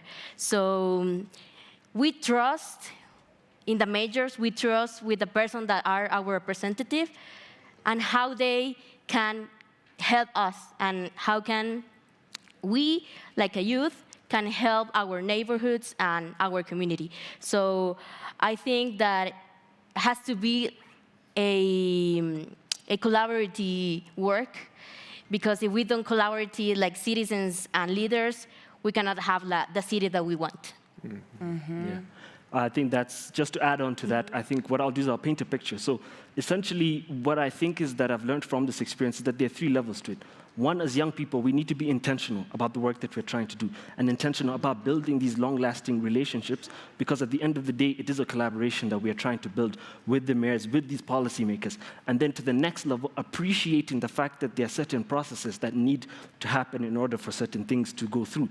And respecting that, I think, is important, and understanding that is important. And I think from the process, I've been talking to many mayors, and I've been asking them, what's one piece of advice you would give me? And many of them have said that, be bold. Go out there and try your best to connect with these different mayors, the different policymakers. Don't be afraid to express your opinions and your ideas simply because you think, I'm young, I can't, they won't listen to me. I've been grateful to have a mayor at the city of Kitchener who's been able to listen to many of my ideas, listen to many of my thoughts, and supported us. And so it's great to have support from our mayors, and I know all across the world, many different young people are being supported by their mayors, and it's great to be in this position representing that cohort, and we just want to thank our mayors for allowing us to share our passion for this work and for giving us the opportunity to sit with you, speak with you, and create long-lasting impact. Yeah. Well, I'm going to follow up on one point there, and then we'll come to you, Maddie. But just, you talked a bit about young people learning the processes, how things work, and then so they can tap into that. How do you impart that lesson, maybe not so much to the people in the room, but to young people to say, this is how you get involved, this is how you tap into the process? I think as young people, I understand, we're restless. We want things done in the moment, we want things done now. But I think we need to be patient, and we need to understand. There's a lot of research that goes into some of these things that are implemented. And so I would say that we need to be patient, we need to do our research, and we need to have dialogue that's constructive and not dialogue that is simply, you need to hear what I have to say simply because I'm young and I'm doing ABCD. So that's how I would advise my fellow peers to go about it. Right. Maddie? Yeah, absolutely. Constructive dialogue, I think, is so important in this work, not just between peer-to-peer, but between everyone at the table. That's something that I think is being really uplifted in education right now. Social emotional learning is a really important part of our curriculums. So what can city leaders and innovators and visionaries learn from what our kids are learning? Something I've learned in the process of working with my mayor is he's a human. He's a human who has the same needs and wants and aspirations that I do. We all want clean air and a roof over our head and water to drink and a community to thrive in. And I think it's easy to think about city officials and bureaucrats as something other than. That's not the case. So I think when we recognize our joint humanity and when we engage in these constructive dialogue sessions, we can have more impactful partnerships. And that's what we're seeing. I want to see, I'm stepping into this exciting role. I'm in on the Environmental Advisory Council for my city of Allentown.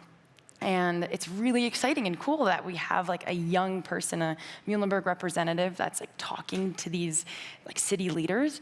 And I'm interested and excited and curious in how we can take that a step farther and maybe design mentorship programs. How can we design leadership teams, and how can we invest more intentionally in our young people that are asking these questions and doing this work? Thank you. I think it's such a great important point, investing in young people and then seeing what that return will be that, which we're starting to see from all of your work. I guess I want to ask you a little bit about the way in which the youth work that you do has a ripple effect. And so I think a lot of times we hear about youth in the context of activists who you sort of want to mollify, from a sort of public official standpoint, or maybe you want to get the youth vote, so to speak. But actually, the work that you do has large ripples beyond just youth. And so I wondered if you might reflect on that. How do you see your work rippling? Any of you. But we can start with you, Darren. No problem. How do I see? I think if I'm to look at the podcast and if I'm to look at Young and Restless and the hackathon that we're doing, I'm trying my best to be as intentional as I can to have that sustainability of the idea. I don't want this to simply start and stop simply because we've got funding, but I want us to be able to create an opportunity and to create a system that works for that continuity of what we're doing. So when I look at the podcast in particular, these conversations that we're having, how can we translate these conversations into tangible things that people can then go on to do. These people, how can they maybe have talks, have sessions where they interact with the young people that are passionate about this work? And then when I move that to Young and Restless, the hackathon that we are running, we're intentional about linking it to next year in March, Sustainable Development Goals Week, because we want that link between climate action and sustainability to have that correlation. So we are very intentional about making sure that the people that are involved in our programs appreciate the work that they're doing and know that we are here for them in as much as they are coming to us to sort of seek that support and seek that help. So, yes. And go ahead.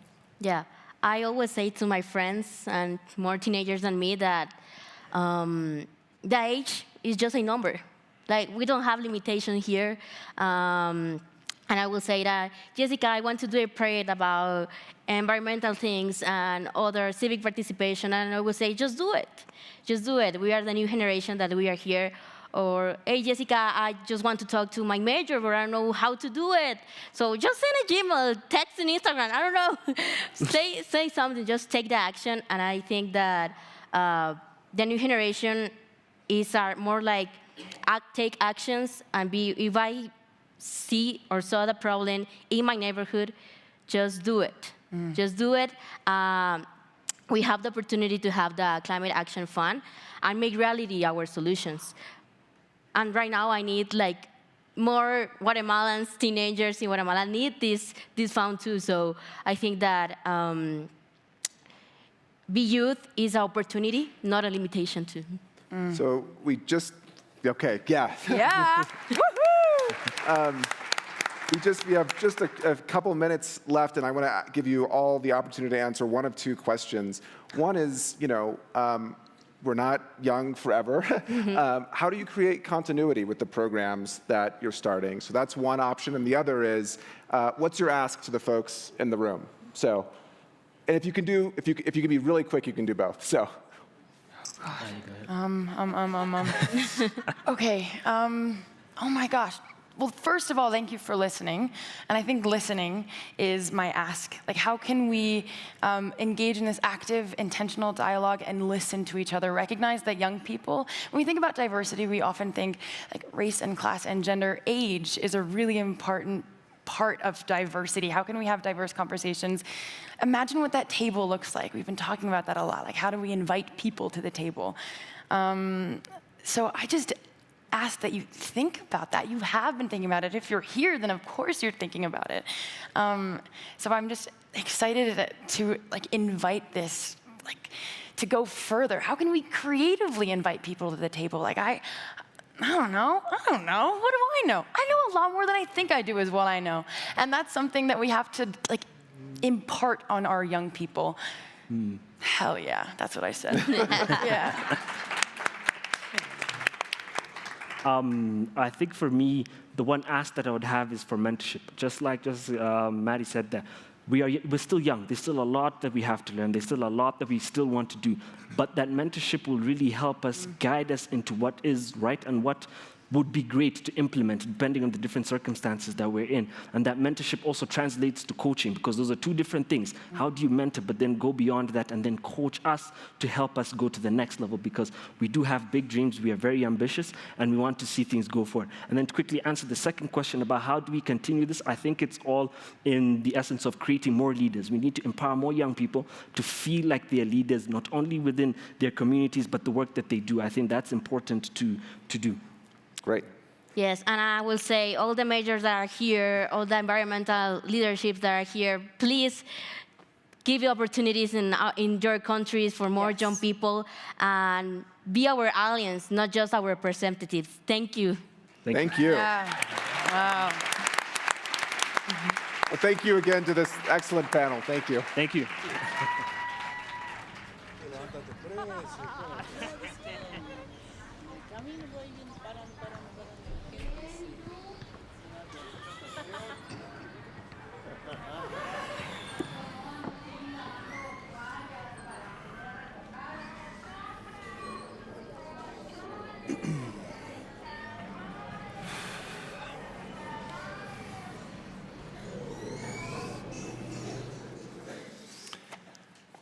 All right, good afternoon. I am thrilled to be here today with the mayor of Istanbul, Ekrem İmamoğlu, for a conversation. Istanbul is a city that captivates the imagination. Rich in history, it's where the East meets the West. It's home to 16 million people, making it the 15th largest city in the world. Nobel Prize laureate Orhan Pamuk said beautifully, Istanbul is a city that is full of stories, full of life, constantly changing. It captures the imagination like no other city. It's a city of dreams, but like all cities, it faces great challenges. There's poverty, high costs of living, 2.5 million migrants, and of course, significant political complexity, where the mayor is an opposition mayor, working in a different party than his national government. I went to Istanbul a couple of years ago, 2 years ago, to check up on the mayor's work around Pay It Forward. This was a Global Mayor's Challenge winner after COVID. And I went there and I looked at the project, but what I came to see in my time in Istanbul was that something very special was happening with this mayor and the way he was leading the city. He was innovating governance, and I had a little chance to see it. So it's been my goal to get him to CityLab ever since. I'm thrilled to have you here, Mayor. Thank you. So let's start by talking about that Mayor's Challenge winning initiative, Pay It Forward. What is Pay It Forward, and what did it aim to achieve? Thank you, Jim. First of all, let me say that it was very inspiring for me to join this year's CityLab. Actually, my team and I had the opportunity to benefit from many of the great ideas and experiences shared in the last 2 days. So thank you very much, all your team. And back to your question, our Pay It Forward platform embodies the essence of our solidarity municipalism, which is about citizens helping citizens. Citizens helping citizens. Launched during the first year of the pandemic, the platform began when 25% of Istanbul households applied for social aid because they could no longer pay their utility bills.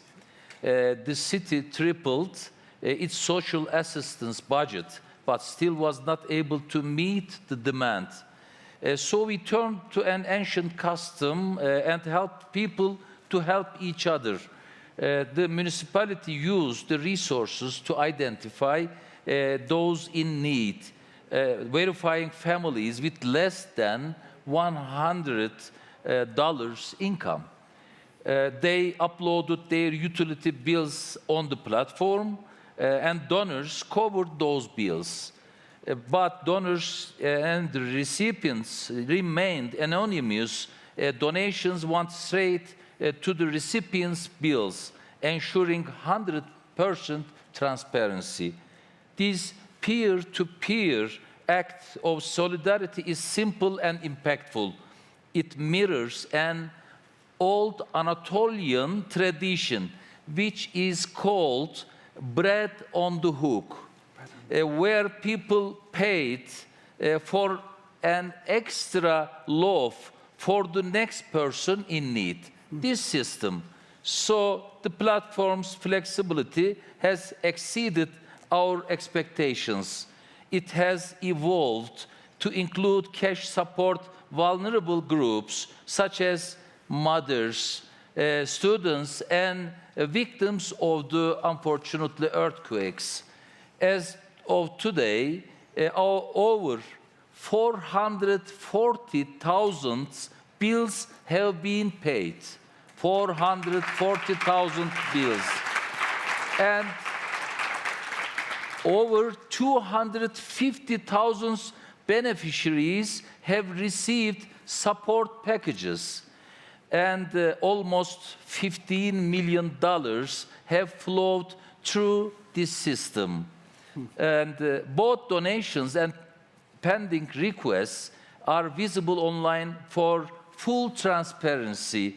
What's more, 35 cities, for example, in Turkey, have adopted this model. and we are proud that Pay It Forward was selected as one of the winners of the Global Mayor's Challenge. Thank you, Bloomberg. And we are now reaching out to cities around the world to see how others can implement Pay It Forward under the Bloomberg's Idea Exchange program. To come to the second part of your question, what does it achieve? I believe this project is critical for two reasons. First, it addresses rising urban poverty with a flexible model that adapts to evolving needs. And second, it rebuilds the social bonds that authoritarian populism seeks to weaken. We started in times of crisis, but what emerged is a powerful community spirit that defies divisions of ideology, religion, or gender. In Istanbul, we have proven that a city administration can build an empathy bridge when it's needed most. This is our project.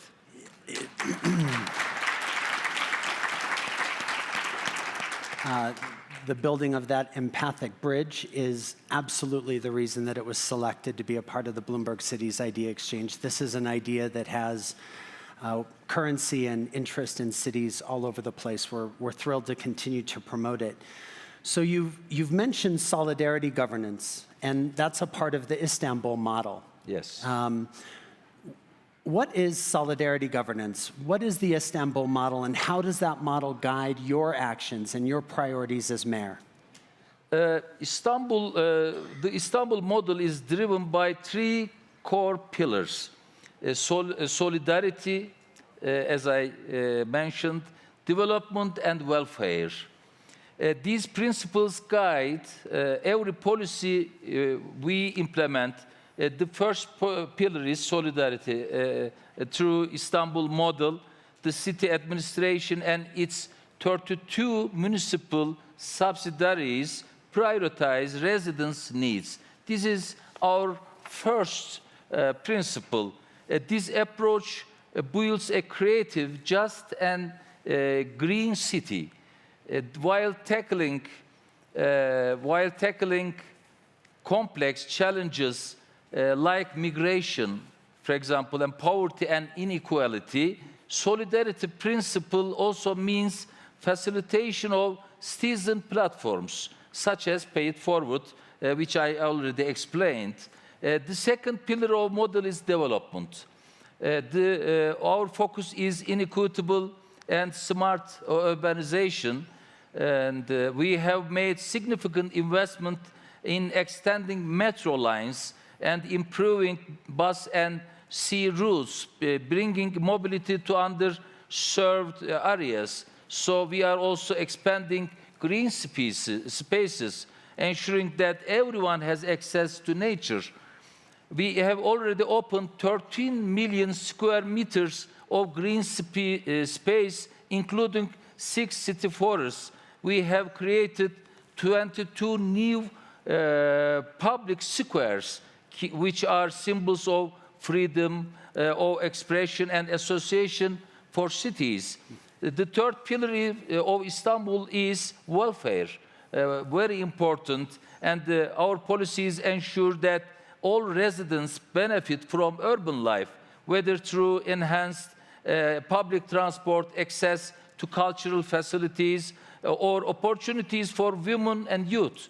Mothers, for example, this is a very special project for us. Mothers with children younger than 4 can use public transport free of charge.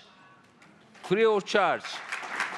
And nearly 700,000 mothers have made 160 million trips to take their children to school. Wow. Or to one of the 104 nurseries opened since we took office in 2019. We have another one, we have provided scholarship for university students to nearly 300,000 students in the last 4 years. And we will provide this year new scholarships to 100,000 more students for this period.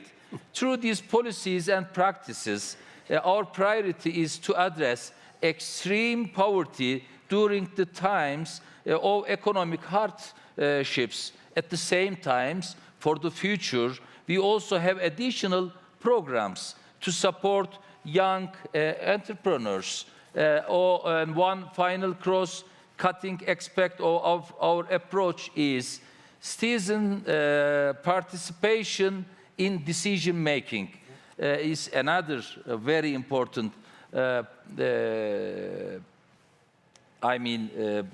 politics for us. This is best shown by our Budget is Yours initiative, where we prepare a part of Istanbul's budgets together with its citizens to increase citizens' participation in e-government and decision-making. We also created a super app which we call Istanbul is Yours. This is a new app, with one username and password, users can have access to over 90 apps inside it. And so far, 5.2 million in 2 years, 5.2 million users downloaded this app, and where they can also share their opinions on decisions affecting their lives. These wide consultations enable us to feel the pulse of society, understand their expectations, and respond to them. In summary, Istanbul model guides us in building an inclusive, people-centered city where no one is left behind. It's an amazing vision. And the citizen participation point is one that really caught my attention when I was in Istanbul. I think we have a few photographs to show. There's a great story.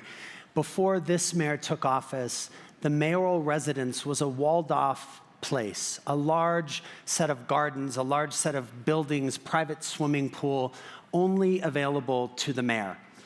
This mayor tore down those walls, opened the place up, turned it into the city planning department. And what I love the most is he drained the swimming pool.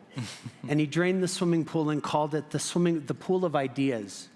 And the pool of ideas is a place that the city planning department brings in residents for brainstorming sessions and policy-making sessions, all going back to this idea that the mayor just spoke about around solidarity and participation. It was so inspiring. So, Mayor, in a world where democracy and world peace are threatened, how do you see the role of city leadership? What is the role of city leaders at this time? There's the pool. Yeah. How cool is that? Yeah, that is the pool. Yes. Change is very good. Yes. Authoritarian politicians today follow a well-known playbook. They exploit social divisions, undermine democratic institutions, and silence dissent. This doesn't just happen within national borders. They create, and at the same time, external enemies and fuel conflict abroad to solidify their control on power. The challenges Istanbul faces today are not simply due to the growing authoritarianism at home, but unfortunately in the whole neighborhood. The Syrian civil war has displaced 12 million people, and many of them have sought refuge in Turkey. Wars in Ukraine and in the Middle East are contributing to more humanitarian crisis, with millions displaced in the region. And now 2.5 million refugees only in Istanbul.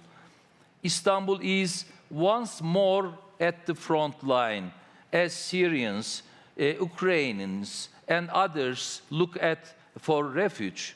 This challenge is too great for Istanbul and Turkey to face alone. The cities are affected directly by the migration and refugee crisis. However, their role in shaping global policies is very limited. So the mayors should collaborate more to impact decision-making process. If we believe human rights and justice, we must react to humanitarian tragedies with the same degree of determination, regardless of where they emerge. Unfortunately, this is not always the case. And that is why liberal democracy is losing ground and why so many people feel that the global system is failing them. The founder of my political party and the founder of Turkish Republic, Mustafa Kemal Atatürk, warned the national leaders that unless a nation's life faces peril, war is a murder. Unless a nation faces peril, war is a murder. It's very important. In a world where we have to understand that his famous dictum, peace at home, peace in the world, is still a guiding principle for me. In a world where democracy and global peace are threatened, the city leaders must raise their voice and take initiatives for peace and cooperation. And this is exactly what we are doing in Istanbul and beyond. We have started a regional city network in the Balkans with 23 cities in 2021. B40, the name is B40, as we call it, is now a platform for collaboration among 65 cities of all Balkans. Some of them are represented now here in this room. This December, for example, not only for Balkans, this December we will convene in Istanbul the mayors of the major cities of the Middle East and North Africa, and to discuss how we can address the sources to conflict and build a better future for all based on peace and cooperation. We also plan to take initiative among the cities of Black Sea coast also. So we know that Istanbul is very important in our region. So in all these initiatives, we share our experience on how we deal with authoritarian populism at home through the Istanbul model, which I already described. This is how I believe city leaders can make critical difference to defend peace and democracy, because without peace, mayors, there is no democracy. Thank you for that. Thank you for that. Our last question, and then we will wrap up. You just won a resounding election, re-election. Congratulations on that. We're sitting in a room filled with mayors and city innovators. What is your advice for those in the room, many of whom are also concerned and focused on democracy and strengthening participation? And to address the global crisis of democracy, we must go beyond the traditional approaches of liberal and social democracies. We need a new vision, Jim. We need a new vision and fresh language and innovative leadership that truly places people at the center of politics. I call this approach democratic peopleism. Democratic peopleism, a redefinition of populism which has earned a bad reputation but can be turned on its head. Instead of division and inequality, this form of leadership emphasizes inclusion, fairness, and respect for all groups. Authoritarian populists grow by exploiting social divisions and inequality. Our response must be built systems that promote justice, systems where vulnerable groups are respected and recognized, and resources and opportunities and redistributed fairly. That's why I embrace the motto of the 3 R's: respect, recognize, and redistribute.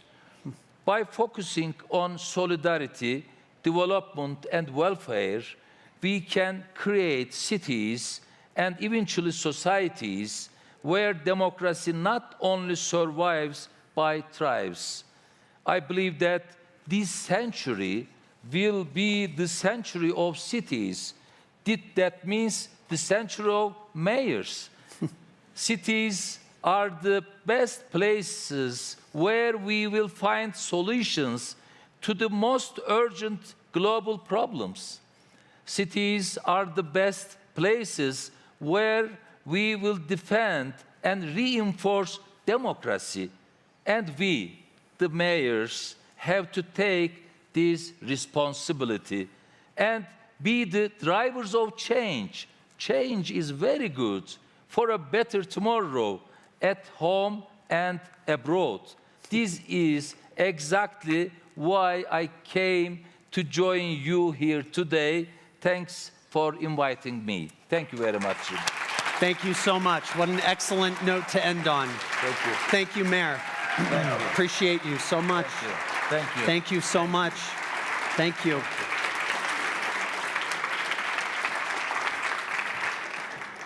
All right, everyone, that brings us to the end of our program. The mayor from Istanbul, I think, illustrated the heart of why we host CityLab every year.